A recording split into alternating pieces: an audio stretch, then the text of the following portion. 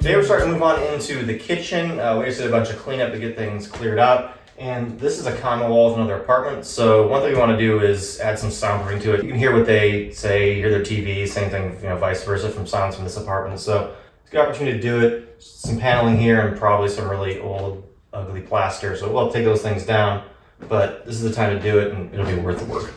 We're really not doing this just for soundproofing either. We also want to cut down the amount of odors we get between the units. Again, this is a place where we've got some smokers in the unit, some that are trying to transition to non-smoking. And this will also increase the fire rating, a great thing to do while you're renovating the apartment.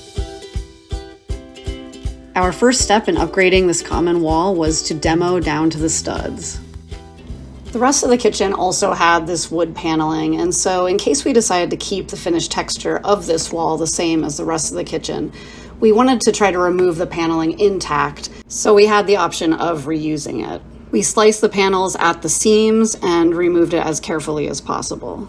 But they came off all in one piece. Next, we removed all the old lath and plaster, and this was a very dusty job. So we set up a makeshift air filter.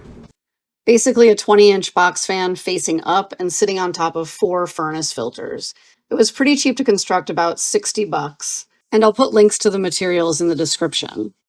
One thing we've learned from working on this property and demoing out the number of old lath and plaster walls that we have is that we really like to demo the plaster and then clean it out before taking out any of the lath. Demo and clean up in stages like this really makes the job much easier.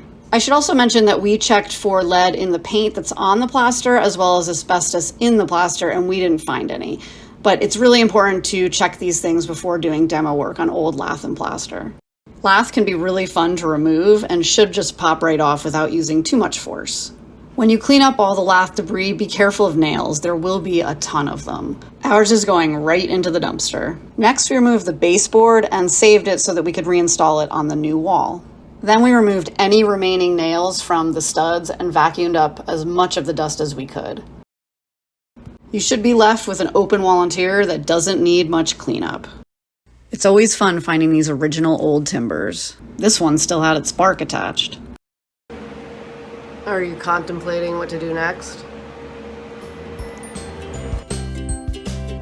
Our second step to upgrading this common wall was to install fiberglass insulation between the existing studs. In terms of soundproofing, you could get better results using rock wool, but we went with the value option, and we actually already had the fiberglass, so it was a clear choice for us. We ended up needing a bit more than one roll of the insulation, which cost us about $50.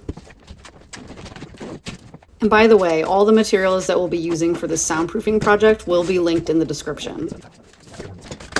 Since our building is old and we had inconsistent stud spacing, we had to cut the insulation for width.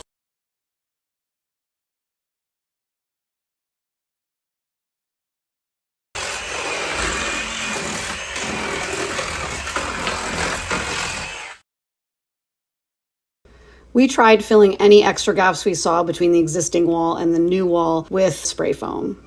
Step number 3 was drywall installation. To maximize our noise reduction and fire rating, we used 2 layers of 5/8 inch fire rated drywall. We ended up needing 8 4x8 panels, which ran us about $180. They do sell drywall that's made specifically for soundproofing. It's called Quiet Rock, but it's about 4 times the price. We installed the first layer horizontally. Oh, and before we put up this first layer, we made sure that we marked where all of the studs were on both the floor and the ceiling so that we had a guide for where we would be screwing in the panels. Measuring for the first layer of drywall was pretty straightforward since we knew that it didn't have to be perfect since it would be covered up. And it definitely helped to have 2 people to push the drywall flush with the studs since the insulation tended to bulge out a bit. Once all the panels were in place and screwed in, I mudded the seams and the screw holes with 90-minute mud.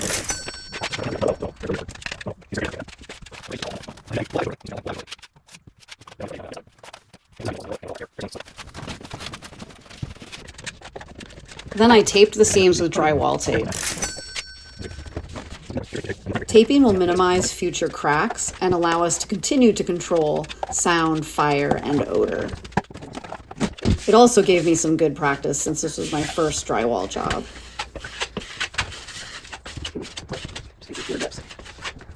A good tip with taping is to press it down from the middle out instead of starting at the end.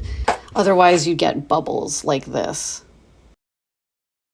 You want your tape looking nice and flat before mudding it over. We tried sealing the gaps between the new wall and the floor with caulking. We let this sit and dry for a day or two, and then we came back for our final step, which was installing the second layer of drywall.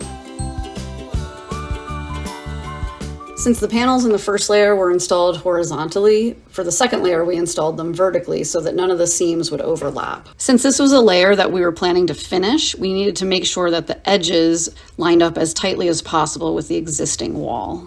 But as often comes with an old building, the existing walls were not square with the floor or the ceiling. We had a huge gap we had to fix on the first side, and a few iterations of shaving away at the factory edge of the first panel. After all that, it was a relief to have this first panel finally slide into place. The middle panel went in pretty easily, but the last panel, not so much. This is going to be 36 and 3/16 off of this mark. We've kind of pushed all of our problems to the edge, and now we have to deal with them. So we want to make sure we have an easy joint of fillers, and we don't want to cut this edge. We want the factory edge. The floor and the ceiling are kind of parallel, and then the other edge is not parallel to this. So I'm having to square the floor to the ceiling, so it's like a different kind of odd angle too. Four-sided object that has no sides the same, and cut it out of that. Okay, so we're basically cutting a trapezoid. Yes. Yeah. Alright. Craig seemed to have a plan, so for the rest of this panel, I set my brain to nap.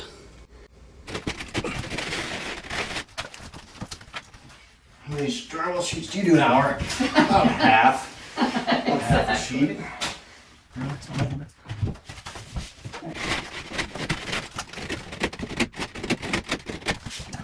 Ooh, baby. Let's just listen for a little bit. The TV is a little fainter. Yeah, it's much fainter. So I hear the voices a little bit. It's definitely better, but I think in hindsight, there's just other avenues that it's coming around, floor joists, ceiling joists, exterior wall. But it's still gonna be way better, and we're still not quite done. I mean, there's, seams to tape, floor to caulk. Yeah, I think it's a big improvement. Yeah, it is better, no doubt. Considering the condition of this apartment when we started working in it, having our first brand new surface was like a breath of fresh air. And we were pretty happy with the level of noise reduction we got from our DIY soundproofing project without breaking the bank. For materials, we spent $50 on insulation, $180 on drywall, and then $40 on other materials for a total of $274, which isn't bad for tackling the one common wall in this unit, and will give our next tenant some peace and quiet, cleaner air, and better fire protection. And now we just need to finish renovating the rest of the kitchen. So see you guys next time.